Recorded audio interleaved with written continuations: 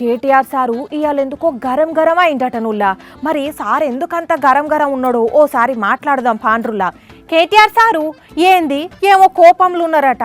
నేను జీవితంలో ఎన్నడూ సిగరెట్ కూడా తాగని వ్యక్తి. ఇప్పుడు మీరు సిగరెట్ తాగిండ్రని ఎవరన్నారు సారు? మత్తు పదార్థాలకి డ్రగ్స్ కి దూరంగా ఉండండి. ఇప్పుడు ఈ మాట ఎందుకు చెప్తున్నట్టు మీరు? రేవంత్ రెడ్డి గారి స్పీచ్లకి వార్తలకి చిట్చాట్లకు కూడా దూరంగా ఉండండి నా విజ్ఞప్తి. అంటే సిగరెట్ ఆరోగ్యానికి హానికరం అన్నట్టు రేవంత్ సారు ప్రెస్ మీట్లు కూడా హానికరమనా మీ దృష్టిలా? ఎట్లాగైతే డ్రగ్స్ మనుషుల ప్రాణాలు హరిస్తాయో అట్లాగే నికృష్టపు డైలాగులు మీ ప్రశాంతతకు మీ ఆరోగ్యానికి కూడా రాష్ట్ర ఆరోగ్యానికి కూడా హానికరం. సీఎం ను పట్టుకొని అట్లంటారేంది కేటీఆర్ సారు?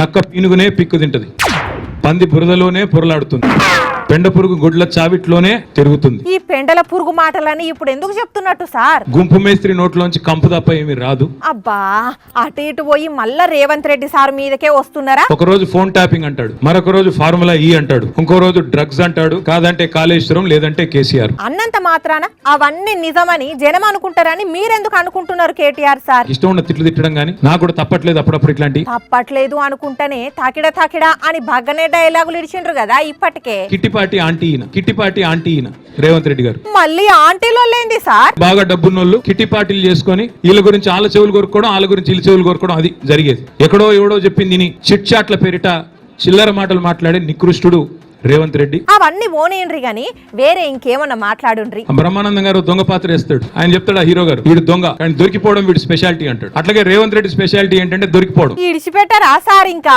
ఫుట్బాల్ ఆడే బాధ్యత మాదే. ఫుట్బాల్ ఆడుడు ముఖ్యం కాదు సార్, గోల్ కొట్టడం ముఖ్యం. సరే ఉంటున్నా సారిగా.